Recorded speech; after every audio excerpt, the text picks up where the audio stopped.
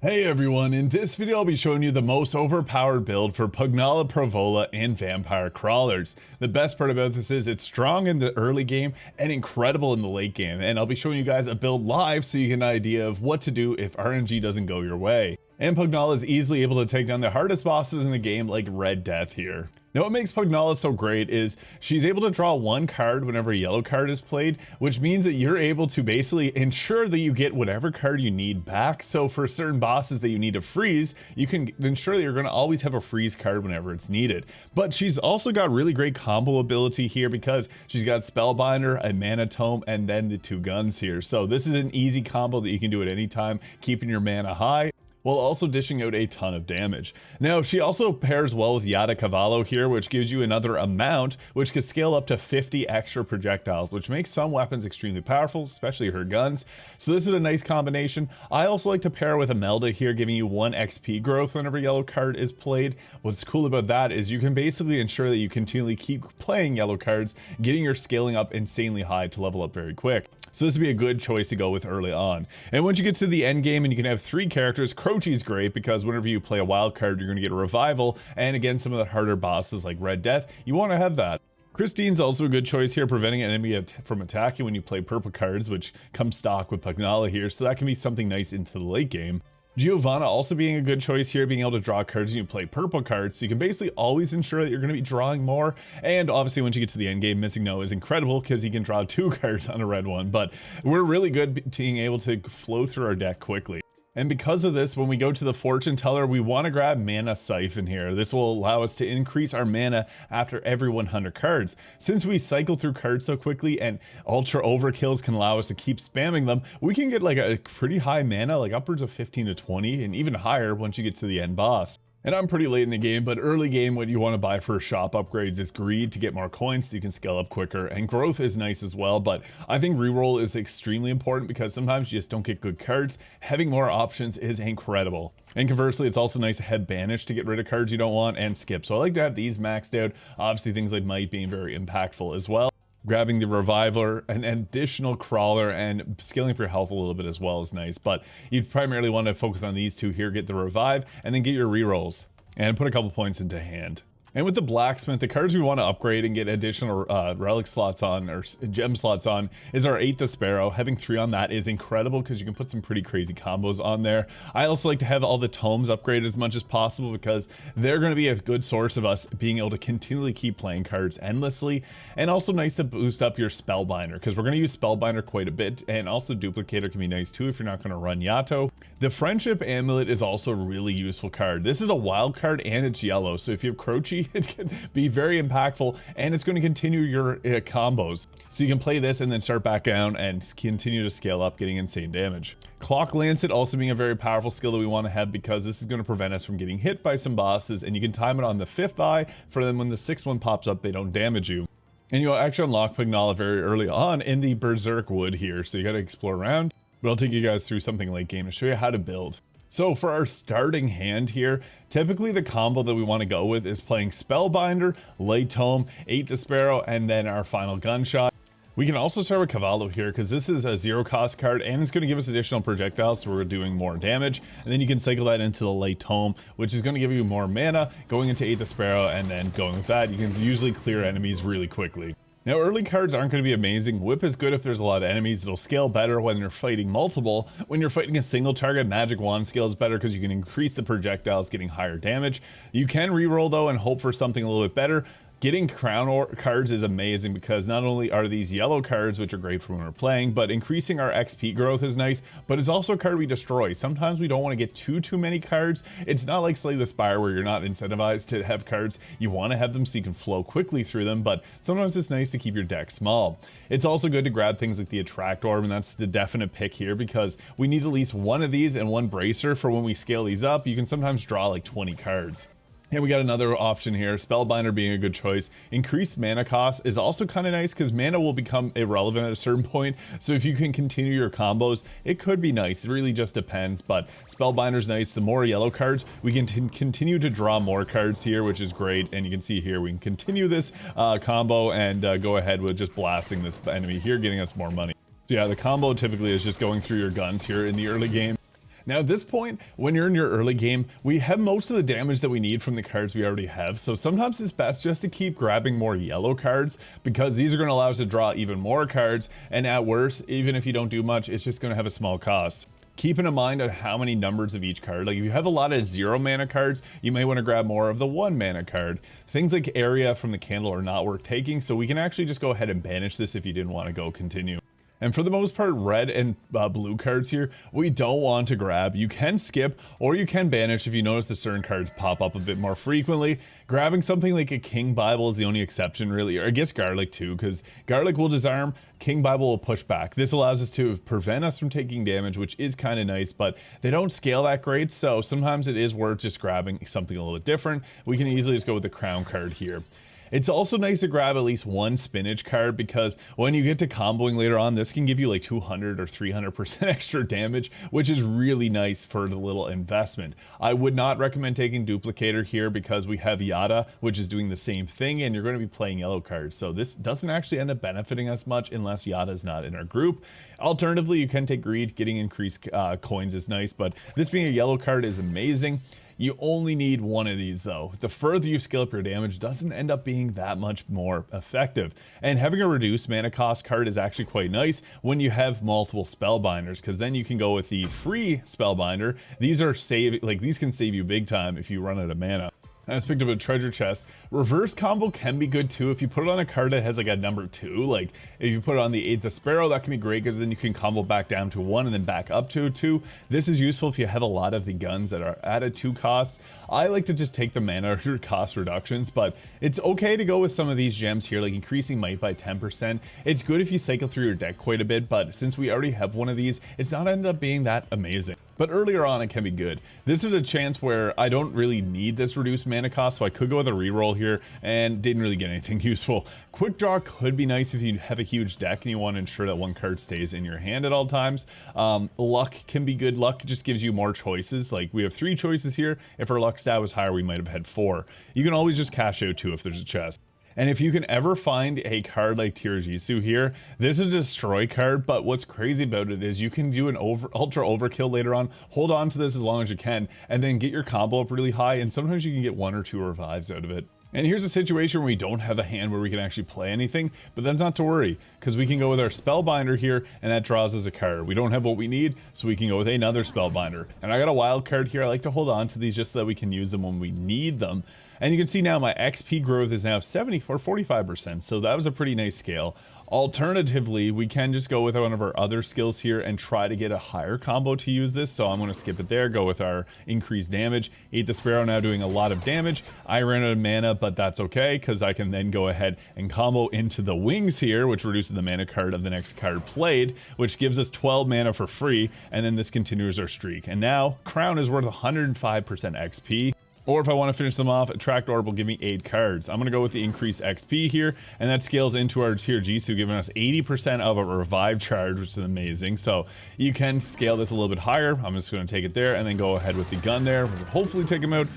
And I don't like this deck here. Reduced mana cost is nice, but we don't need it at the current moment. So Stone Mask is good because then we can combo that together. And you can actually grab multiple of these because they're a destroy card. So we can then go with our Oral Legion here, which is a mana wild card. And then we can go back into comboing with the -1, go into the 0. And now our Greed gives us 130% more coins. So that's kind of the idea with these destroyable cards. I'm going to hold on to my other cards here. I'm going to use 8th Sparrow, getting us even more overkill. And then that's also scaled up even further. And then I can blast away with our other gun here and then continue the combo. This is where it gets crazy because we are starting to, if we were not in the overkill, we'd be doing so much more. Be mindful of when the cards start to crack as well. I'm still going to play it and risk it, and then we got our Stone Mask now giving us 30%, but we can continue to keep damaging this and keep drawing cards. There is a point where you do want to stop doing this. I'm just going to call it there. You do have to beat the game to be able to do the Turbo Overkill on just enemies, but it becomes crazy because of how powerful she is. And you can already see we have them for 90 turn duration, 104 turn duration. That's because Spellbinder getting scaled up like that basically means that they're never leaving the moment we play them, which is great for our deck economy. And you can honestly hold on to the destroy cards if you feel like you can get a better combo later on. That'd be the thing that I would go to do. Sprig of Spinach and a lot of these other cards that are like a higher version of some of them, I don't like grabbing because we're going to combo anyway. And that wildcard wings is super useful because sometimes you don't have any mana like I did there, and that gave me a free 12 mana again, so then I can continue going, drawing 8 cards here, and then yeah, that just gives us a whole deck back so we can continue to go infinite every single turn. And bosses have this mechanic here where if you keep playing cards, they keep getting more, they get a chance to attack. If you get freeze or laurels, you can use them whenever it gets up to here. And I don't currently use, those are like a later drop, but that is extremely effective because it's going to allow us to avoid getting hit while still dishing out damage to the boss. Same thing with the duplicator here, but bracer is actually kind of good because we can scale that up and get our hand to be massive. And this is nice later on in the game. It's not a necessity because we're going to be drawing cards so frequently, but it can be good because it's a 0 cost yellow card, and it's nice to have at least 1 copy of each. If you really want to scale up your health, Forever Heart's good, but there are those cards you can get that will just give you 1 of them. Don't be afraid to skip in the early levels as well. Now here's one of the best gems in the game, very underrated, and you wouldn't think so. Coin card. This is crazy because coin cards are wild cards. So you put this on like your spellbinder and you got something that's going to be a great combo because it's free, and then you can wild card your way out of anything that you may have messed up with. So for example, we got our -1 spellbinder, and then our spellbinder here, big bag of coin. So we got our wild card. So now we're very free to do whatever we want here. And if we mess up, it's not a big worry. So we can combo freely and then go through all of our cards here. If we end up with a max, like I only have 3 mana maximum, big bag of coin, restart it. And then we have our bracer here, increasing our hand size. So yeah, you can imagine this gets pretty insane when you start getting more cards and you can just have all of them out at once and combo them pretty much infinitely. Here's another chance we'll take that card here, but having multiple wild cards is nice because sometimes you will mess up and run out of mana, and having these is great because then we can go ahead with comboing some of these crazier ones like the -2. We got our spellbinder pack for the coin card, and you can see how this is becoming infinite because now we got our mana back, we can deal damage, and we got wild cards if we get in a sticky situation again, which will just basically free us. So here there's no other ways for me to combo. I'm just going to go with that card again. And we're going to take the -1 spellbinder, which is going to allow us to draw a card. I'm going to go with the bracer here. We got our coin card back again. Yeah, you can see we got 120% XP growth too, and then I can just go with the damage options. We finished her off. Now, one thing's for sure, you want to have a couple of tome books here. The weighty tome is nice, especially if you can get a -1 mana cost on it to give it a bit cheaper of a cost. We want to have these because they're going to be essential for us to keep casting, and just having 1 to 2 in your deck is okay. I mean, having at least 2 to 3 would be probably ideal here, because you want to have them cycle through and get them scaled up quite a bit. So it is nice to have a few different cost versions of it. And at a certain point, you can just keep playing press all because you're going to have enough cards and refresh them so that you don't even have to think. So here's a combo whenever we don't really have an ideal hand. So we start off with a 0 cost. We're then going to go to the late tome. You pretty much always have to play that second to ensure that this is going to work properly. We got 8 the Sparrow there, and then we can scale up to our max damage pistol gun attack. Then we can start back over with the wings there, getting that free late tome. Unfortunately, that's not going to be enough, so maybe go with the attract orb there and then combo back into it because we got our hand back. So to keep the combo, we're going to start over there and then go back, get our big coin bag back so we can keep comboing, get our mana up to 23, and you see it put itself together. It's super easy. Here's again, we don't need any of these cards. This is a reroll or skip or push one of these away. Hollow Hearts are amazing. You want to grab these whenever possible because we can scale them up and give ourselves like 60 health. It's pretty nuts.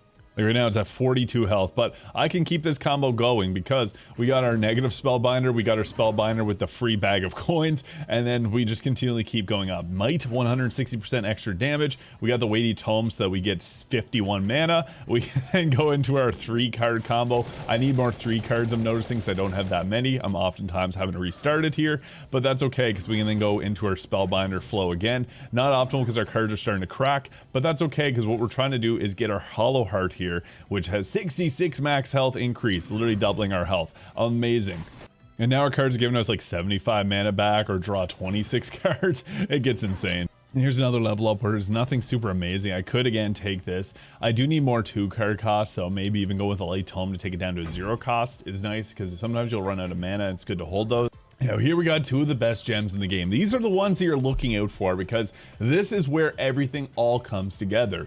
Decimate will deal 10% of the enemy's health as damage. You can put these on your cards that don't deal damage, so you can do a spellbinder that takes out the target's max health. This is crazy when we go against the RedDeath Reaper, who gets 655 1,000 times the level that we are. So if you're level like 100, you're going to have an insane amount of health that you're going to burn through. This will help out a lot with that. Another thing, coin count. I don't have a lot of coins right now. I'm just trying to get through this, but you can do your ultra kills and get an insane coin count. Like you can get millions of coins. It's actually kind of insane. And this will make it so you deal an insane amount of damage. I've gotten some comments from people saying they've gotten like millions of coins. It's crazy, but I typically prefer Decimate, especially if you get 2 Decimate cards and the amount that we're flowing through our deck. This is going to be more than enough. This is good too. I like to throw this on my Spellbinder that I'm going to be using the most, so you can deal damage, and it's kind of insane.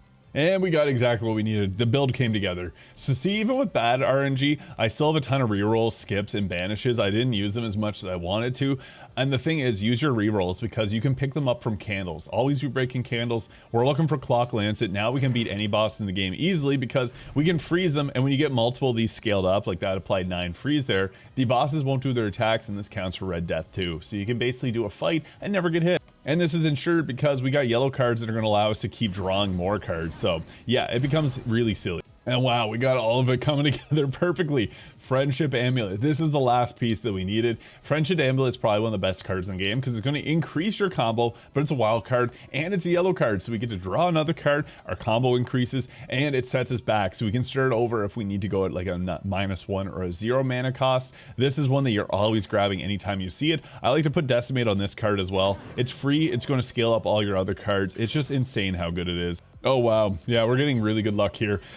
Yellow triggers are amazing because you can put these on your mana cards and allow you to draw cards, and rainbow's obviously even better because this allows you to get all the benefits here. And this is one that's nice to throw on something like your tomes because they have a lot of spots for these, but also because you can then get yourself another draw whenever you use it.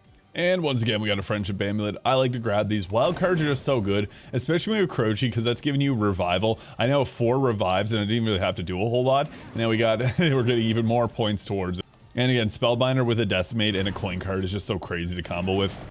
And boom, we got him frozen when he's going to do his attack, so we can end our turn. If you have the wild card that lets you keep your combo between turns, that's amazing. Sometimes you can find it when you're on a run. Now I'd need another 2 cost card, so 8 the Sparrow can be a good choice to just take a secondary one. I don't have any relics or gear or gems on mine. I can even re-roll here. Didn't get what I wanted, but we'll take another Friendship Amulet. And here we got ourselves a tough choice. Now I got a lot of wild cards, so I don't need the coin card. And here's where things come together, because we can put a Decimate on our Friendship Amulet, which will increase our combo dealing damage. That becomes our best card. And if you can duplicate that, GG's. Now it gets tough because you don't always want to grab cards. Like if you don't want to use your rerolls, we can just skip this because sometimes you get to a higher level and get better cards here. But yeah, you can actually at a certain point just press the play all here and just use your cards because it just does so much damage. The reduced mana cost by 2 is actually kind of nice because now we have a -1 Spellbinder. You can actually combo these if you can find something that would work, like a I don't have any 0 cost cards, unfortunately, but having more combos like from 0 works really well. I guess I could go with the this one here and give ourselves a -2, so we can go -2, -1. Not super optimal to start digging yourself a hole with those, but it can work. And yeah, when you start getting cards like this, it's just best to skip them. You can, however, take a second Clock Lancet. Now, there is a Clock Lancet gem you can get, and I prefer having 1 Clock Lancet and 1 gem. That just ends up being a little bit better. And having another Friendship Amulet here, I don't think there's a point where you don't want to grab this because it's with Pugnala, you're drawing 2 cards with this out, and you're getting your combo to continue, and it's also giving you more revival, so that is kind of nice. But Clock Lancet being able to freeze a target is incredibly useful against every boss in this game. And I just keep pressing play all because my deck is so good at this point that I don't really have to focus. Like you can literally just keep pressing play all and you're going to take out pretty much everything. And you can see that here. We have enough mana regen. We have enough damage. It's kind of silly how this works. And then if you ever get to a point, you can just freeze the boss and then end your turn here. But that's not good enough. We can keep this going even with the random playing of cards. And you can see there, it's nuts. It does get risky when the cards start to break, but you can see there, even with that random, we were able to freeze him there. I would recommend stopping when you see all your cards getting cracked like that. And wow, that only took us 2 turns. Now, once we get to this point, Lading Ring's not really that great to take here. Luck can be okay. This is another one where we want to re-roll. Unfortunately, didn't get anything good. Maybe I'll take an 8 the Sparrow. You need to have a couple cards at a 2 cost. We got so many wild cards that doesn't matter a massive amount, but it is nice when you can have a damage card that has 3 slots for gems. And sometimes you want to keep your rerolls for when you get to the chest at the end of a level, because I don't really like a whole lot of these. Easy combos alright, but we're getting combos easily enough anyway, and that worked out in our favor because we got the wild card, coin and coin count. These are 3 of the best in the game. If we had a Decimate here, that'd be the top 4 that you're always going to be looking for. Coin count is just so good, especially if you've been, I haven't been, but scaling up for coins. This one here makes it you get a free wild card, and making any of your high cost cards into a wild card can be kind of insane here, because yeah, you're going from a 3 cost card to a combo starter. I got enough clock lances here where we don't need that, so banishing cards is sometimes the thing you want to do early on just to ensure you get a much better hand. But yeah, I'm not joking, you just press play all, and since we got the mana siphon giving us even more mana, we literally just let this do itself. It's not going to play them very smart, but it's more than enough. At this point, again, don't need any of these cards here, so I'm inclined just to skip that and continue on. And that's another turn where the enemy doesn't even get a chance to attack us. Oh crap. And that didn't actually end up being too much of a worry. Our hand, I just pressed play all and I was able to take him out really easily. That is nuts. Usually you don't want that to happen, but hey. Alright, so we made it to the final boss, and just to show you guys that this is pretty brainless, you can just press play all and let it do its thing. It's not going to be optimal. Obviously, playing these cards the proper way is the way to do it. Bracelets okay, because this is a wild card, so that's not a bad one to grab here, but yeah, you can literally just see pressing and spamming our cards can work out. If you see that his eye does get built up, you can just press the clock Lancet there, but honestly, we're doing just enough by just pressing play all. And at this point, it's probably not best to keep cracking these cards apart, because we're going to get ourselves into a bad position here, but this works out because I can use this and then clock Lancet his freeze so he doesn't actually attack us. And well, we beat him pretty quickly. You can grab the wings card as well. It's another one I want to mention. Having draw is also nice sometimes. So you can put this card on some of your damage ones, just so that even though they're not yellow, they still get you some cards. Now, the copy gem may sound good, but it does not keep the gems you have on your cards, so I don't actually recommend using the copy card that much unless it's like something like the friendship amulet, then it can be okay. And I got a full guide on how to take down the Red Reaper as well. I'll have that linked in the comments and description. But yeah, as you saw, that's the most overpowered build that you can get for Pugnala, to the point you don't even have to play your cards. You can just press play all and it's going to sort itself out really easily. That's with good RNG or bad RNG. So let me know your thoughts. Hit the subscribe button below. Let me know what more vampire crawlers content you guys would like to see next, and we'll see y'all in the next one.